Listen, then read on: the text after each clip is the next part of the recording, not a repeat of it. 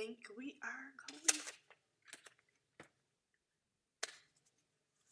Hello out there. It's Friday night. It's Books and Cocktails with me, Lisa Renee Johnson, and I am so excited that you decided to join me this evening. How's it going for everybody out there? Again, I am so excited. TGIF, it's Friday, y'all. The end of the week for me, and I have been Zooming all day, like literally. Normally, Fridays are a little bit less hectic than other days of the week just because I decide to make them so.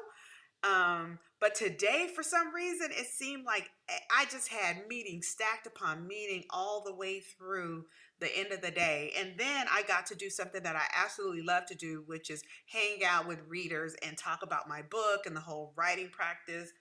My writing practice, I should say, and all of those things, and how I, birthed my books and all that good stuff. So I want to personally thank my friend Felicia Duncan, who actually gifted a group of her main girls my book for the holidays, and actually requested that me, the author, get together with that group of women and actually discuss the book. So I had a book talk with Felicia and her closest friend, and Felicia is one of my closest friends. So I just want to say thank you, Felicia, for thinking about me. I mean, I think that's what we have to do as women, is support one another, and I always feel so supported by you, my sister. So I love you tremendously, and I just can't thank you enough.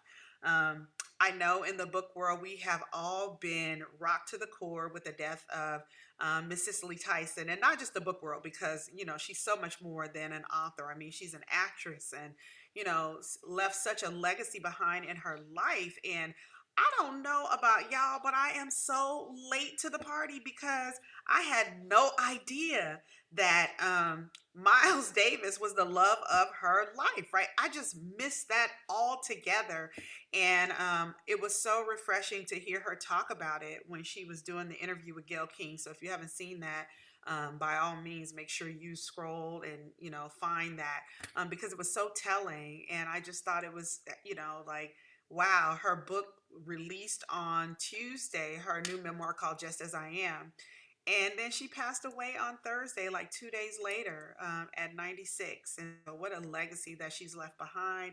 I was so intrigued just listening to that, that interview, and I can't wait to actually get my copy of the book and to dive into the book. But one of the things I was most struck by is at the end of the actual interview, she actually said, Gail asked her, when the time comes, what do you want people to say or remember about you, or something in that way. I think I'm probably what I want to say, saying it the way that I ingested it, but pretty much that's what Gail asked her. And she said simply that she wants to be remembered as, she said, I've done my best, and that's all. And I think that's something that we all can relate to, right? Because we're running this race called life, trying to simply do our best, and that's all, right? That's what we want to do. And so I was really, really touched by that. And so tonight, this is Books and Cocktails, right?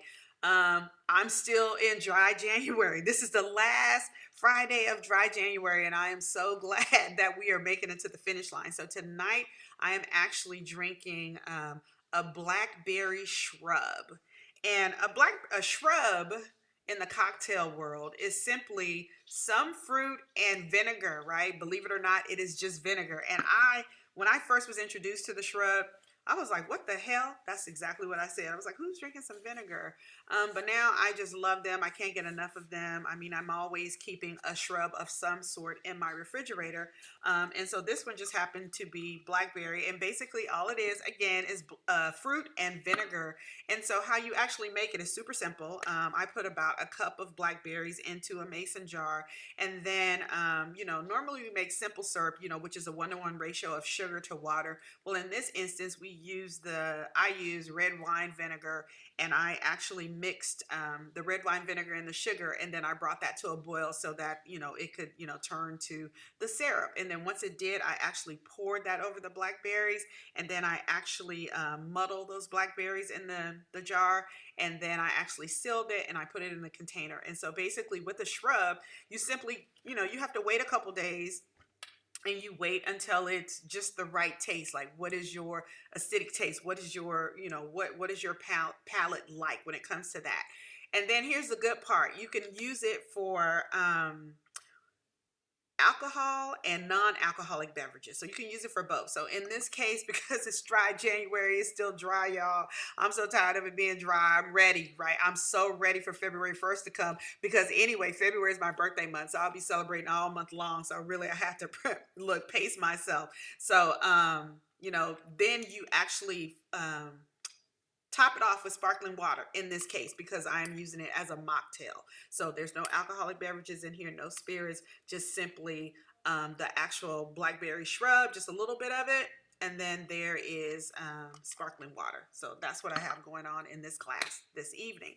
So I will round out this books and cocktails with, something simple that I want you guys to take away. And it is simply 3 ways to live the story you want to tell, right? We all want to leave this space telling our stories the same way that Cicely Tyson left, basically, living it in a way that once she's gone, the legacy that she's left behind with all of her movies and all of the things that she's done, the decisions, albeit good or bad, everything that happened to her in her life, she's embracing that. And that's what we have to do with our life, our journeys, our stories, our mistakes. We're learning and we're moving. So the first thing you need to do to live the story you want to tell in your life is to actually show up and be the person that you were created to be, right?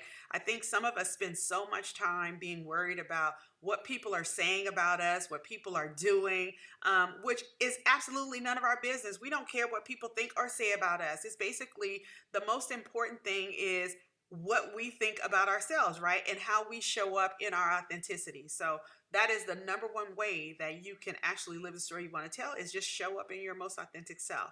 The next thing you can do, number 2, is to live fully in the moment and take nothing for granted, right? Who of us knew that we would be locked down for, what is this? What are we going on? Month 10? I think when we left the office back in March of 2020, we thought it'd be a couple weeks and we'd be back to the grind the way that we've been doing life.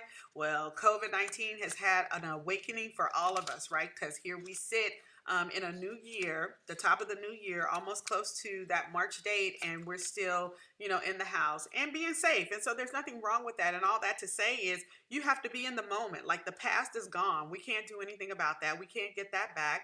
The future, it hasn't shown up yet. So the most important thing for you to do is to give most of your energy to today, right now. This is all you have. This is what's guaranteed to you. So what's happening to you right now. So again, make sure that you're living your life fully and living it in the moment. And then the last thing that I will say before I shut it down and go and do something creative here and feed my spirit on this Friday evening is, be the freaking magic, right?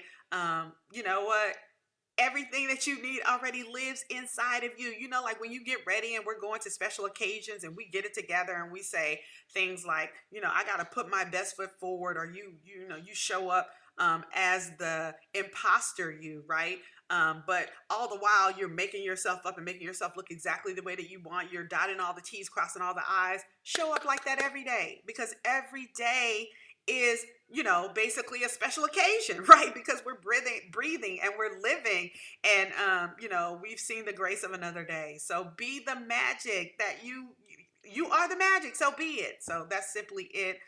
Those are 3 ways for you to live the story that you want to tell, just like Miss Cicely Tyson did. So I will end with, I can't wait to go and pick up her new memoir called Just As I Am, and immerse myself in those stories. But especially, I want to know more about that love story with Miles Davis, because I absolutely love him, the creative being in him, right? To listen to his music and to see, or to hear, like to feel those notes playing and all of that. I want to know more about that. So that's it for this Friday's edition of Books and Cocktails. I hope that, if you're interested in learning more about the Blackberry Shrub, let me know in the comment section, and we can make sure that we get you out the recipe, and go out and live and do your best. And that's all. So that's what I have to say. So have a good Friday night, good weekend, and next week we will definitely have some spirits in this glass.